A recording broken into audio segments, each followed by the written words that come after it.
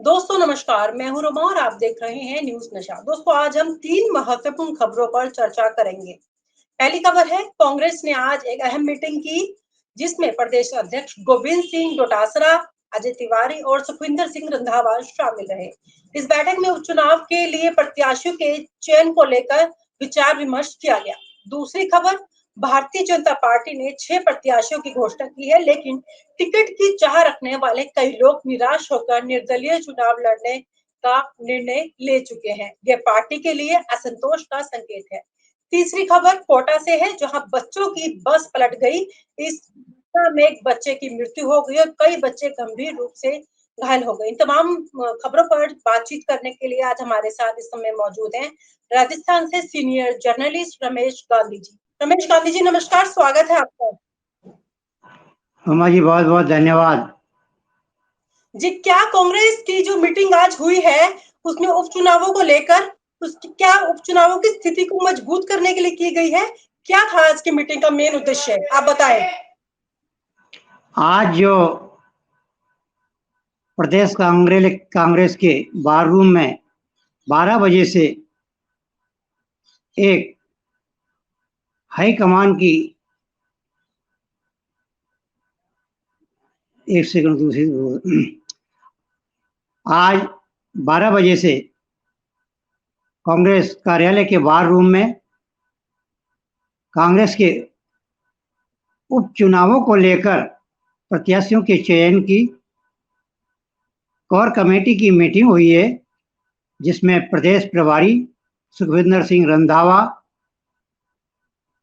PCC के supremo Govind Singh Dotasra, पूर्व मुख्यमंत्री अशोक गहलोत, 3 सांसद और कई समिति के सदस्यों ने अपनी राय शुमारी जाहिर की है कि भारतीय जनता पार्टी के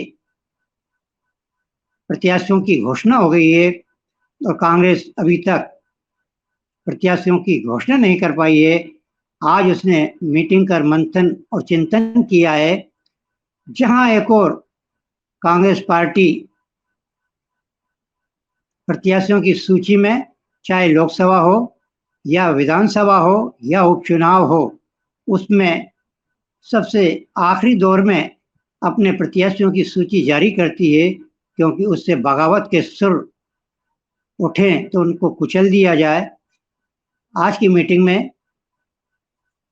कुल मिलाकर यही सारांश रहा कि प्रत्याशियों की सूचियां बना ली गई है और उनको हाई कमान खड़गे साहब के वहां और राहुल गांधी और सोनिया गांधी के एआईसीसी में ले जाया जाएगा और वहां से शायद आज शाम को या कल सुबह तक घोषणा प्रत्याशियों की हो सकती है। सर, मेरा अगला सवाल आपसे ये है, बीजेपी के टिकट वितरण में असंतोष के कारण निर्दलीय चुनाव का निर्णय लेना क्या पार्टी के लिए चुनौती बन सकता है? कुछ लोगों ने टिकट ना मिलने की वजह से निर्दलीय चुनाव लड़ने का फैसला लिया है, आपकी क्या राय है इस पर? भारतीय जनता पार्टी ने 6 उम्मीदवारों की जैसे ही घोषणा की है, वैसे ही बगावत के सुर प्रखर हो गए हैं। भारतीय जनता पार्टी ने क्राइटेरिया करा था कि परिजनों को टिकट नहीं दिए जाएंगे, लेकिन भारतीय जनता पार्टी ने 3-4 सीटों पर प्रत्याशियों के रिक्त पदों पर उनके परिजनों को टिकट दिए हैं। दौसा से करोड़ी लाल मीणा के भाई जगमोहन मीणा को टिकट दिया गया है। वहीं अन्य विधानसभा क्षेत्रों में भी जो लोग आस लगाए बैठे हुए थे टिकट की, उन्हें टिकट नहीं देकर हारे हुए प्रत्याशियों को टिकट दे दिया गया है। उससे बगावत के सुर उठ गए हैं। एक प्रत्याशी ने तो अपने समर्थकों को इकट्ठा कर निर्दलीय फॉर्म भरने की ताल ठोक दी है, जिससे भारतीय जनता पार्टी का हाईकमान सख्ते में आ गया है और बगावत के सुर और भी तीखे हो सकते हैं अभी, क्योंकि 25 तारीख अंतिम दिन है फॉर्म भरने का और 13 तारीख को वोट डलेंगे, इसलिए नामांकन फॉर्म का 25 तारीख है। और बगावत के सुर दाबने के लिए पार्टी बहुत चिंतित है, क्योंकि बागी प्रत्याशी अगर खड़े होते हैं तो भारतीय जनता पार्टी की जैसे लोकसभा में 11 सीटें गई थी, ऐसी ही कई सीटें भारतीय जनता पार्टी के लिए निर्दलीय प्रत्याशी हराने में कामयाब हो सकते हैं। जी सर, आज जो कोटा में बस दुर्घटना की एक दुर्घटना के बारे में सर, आज कोटा में जो बस दुर्घटना हुई है जिसमें काफी बच्चे थे और कुछ बच्चों की मृत्यु भी हो गई है, तो इस पर क्या कहना है आपका? क्या था मामला सारा, थोड़ा विस्तार में बताइए। देखिएगा, आज का दिन शिक्षा जगत में कोटा शहर के बहुत ही काला दिन है। एक प्राइवेट स्कूल की बस नानता एरिया से आ रही थी। टैचिंग ग्राउंड के वहाँ बस का स्टीयरिंग फेल हो जाने के कारण तो 5-6 फीट गड्ढे में गिर गई और उसमें 25-30 बच्चे सवार थे। 10 बच्चे गंभीर रूप से घायल हो गए और एक बच्चे की मौत हो गई। जैसे ही यह समाचार शहर में फैला, हड़कंप मच गया। जिला प्रशासन और स्पीकर ओम बिरला, जो कि 3 दिवसीय दौरे पर आज ही आए हैं, वह अपने कार्यालय में जन सुनवाई कर रहे थे। उसको छोड़कर वे सीधे चिकित्सालय पहुंचे। वहां घायल बच्चों की कुशलक्षेम पूछी और जो बच्चा इस हादसे में मर गया, उसके परिजनों को ढांढस भी बंधाया।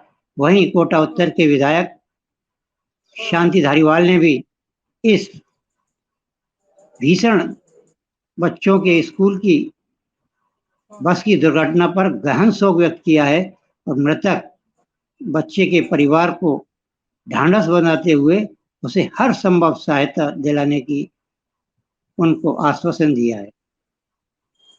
जी। वहीं दूसरी ओर कोटा शहर में डेंगू पैर पसार रहा है।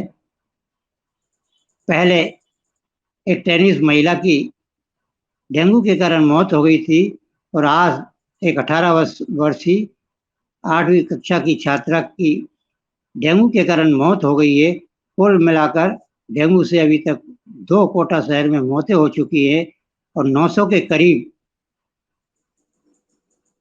व्यक्ति डेंगू के शिकार हैं, जो चिकित्सालयों में भर्ती हैं। जिला प्रशासन और सीएमएचओ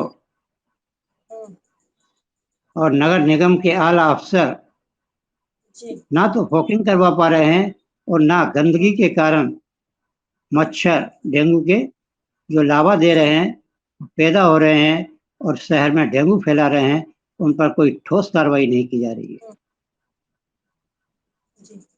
सर, मेरा एक सवाल आपसे ये है कि राजस्थान में की जो दौसा सीट है, उस पर सचिन पायलट का जो परिवारवाद हावी है, उस सीट को लेकर क्या कहना चाहेंगे आप? देखिएगा, दौसा सीट पर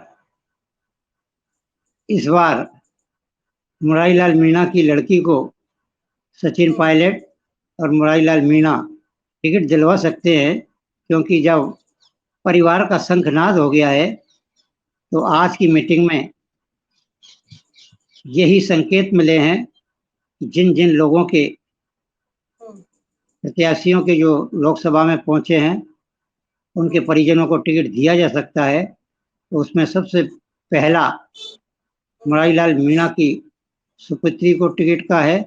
दूसरा देवली उनियारा से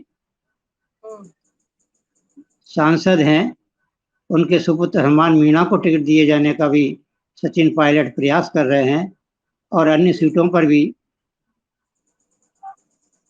अपने अपने बेटे और पत्नियों को अपने अपने नेताओं के माध्यम से टिकट दिलाने की कोशिश की जा रही है।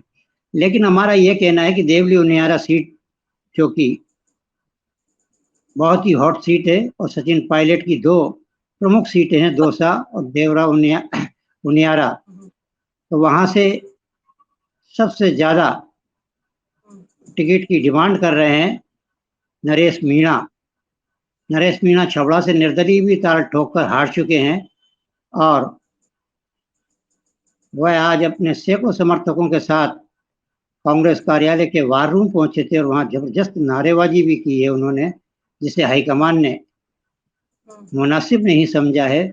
और उन्होंने अखबार नवीसों से तो यह तक कह दिया है अगर पार्टी ने मुझे टिकट नहीं दिया तो मैं निर्दलीय प्रत्याशी के रूप में ताल ठोकूंगा।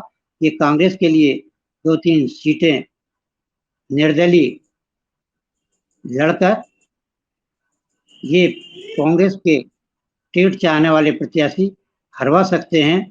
कुल मिलाकर भारतीय जनता पार्टी और कांग्रेस में बगावत के सुर तीखे हैं और सने सने इस चुनाव में फॉर्म भरने की तारीख नजदीक आएगी, वैसे ही वैसे लोग अपनी चौसर बिछाना शुरू करेंगे। भूतपूर्व मुख्यमंत्री वसुंधरा राजे भी अपने लाक्षागृह में बैठकर उपचुनाव में कैसे प्रत्याशियों को हरवाया जाए उसका ताना बाना बन रही है। और वहीं कल विदेश से मुख्यमंत्री भजनलाल लौटे हैं और कल उनका भव्य स्वागत भी हुआ है भारतीय जनता पार्टी के प्रदेश कार्यालय में। और उन्होंने अखबार नवीसों से कहा है कि हम सातों की सातों सीटें जीतेंगे क्योंकि हमारा कार्यकर्ता हरियाणा के चुनाव से बहुत उत्साहित है। आज की चर्चा में हमने कांग्रेस के उपचुनाव की रणनीतियों और बीजेपी के टिकट वितरण में असंतोष और कोटा में हुई दुर्घटना पर विचार किया। तमाम दोस्तों को मेरा बहुत बहुत धन्यवाद। नमस्कार। और आप हमसे जुड़े रहने के लिए सब्सक्राइब करें YouTube पर, फॉलो करें ट्विटर पर और लाइक करें Facebook पर। और ज्यादा जानकारी के लिए आपको टाइप करना होगा सिर्फ न्यूज़ नशा।